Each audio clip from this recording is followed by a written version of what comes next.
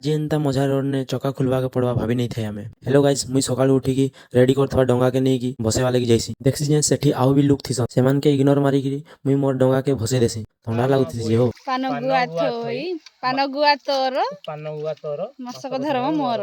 ଜୟ ଜଗନ୍ନାଥ।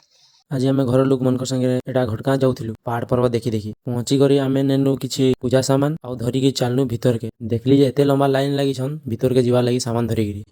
ଆଉ ଭିତରଟା ନି ଦେଖି କେନ୍ତା ଭିଡ଼ ହେଇଥିଲେ ଯେ, ଆଉ ଏନ୍ତା ବି ମୋବାଇଲ ଏଲାଉ ନେଇ ଥାଇ ତ ମୁଇଁ ଦେଖେନି। ଭୁକ୍ ଲାଗୁଥାଏ ବୋଲେ ଗୋଟେ ଆଇସ୍କ୍ରିମ୍ ଖାଇଦେଲି। ସେନୁ ବାହାରିକି ଆମେ ପଳେଇ ଆସନୁ ଭୀମକୁଣ୍ଡ।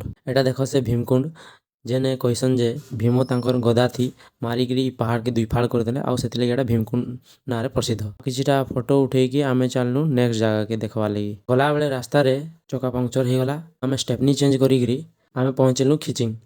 ଏ ଦେଖ କେନ୍ତା ଡେକୋରେସନ ହେଇଛେ ଯେ, ବି ମୋବାଇଲ ଏଲାଉ ନେଇ ଥାଇ ତ ଆମେ ବୁଲିକି ପଳେଇ ଆସିନୁ। ଆଉ ଆପଣମାନେ ଯଦି ଜାଣିଥିବେ ଖିଚିଙ୍ଗ କାଁ ଯେ ଫେମସ୍, ମାନେ ଜରୁର କମେଣ୍ଟରେ ବତାବେ। ଥ୍ୟାଙ୍କ ୟୁ, ଧନ୍ୟବାଦ।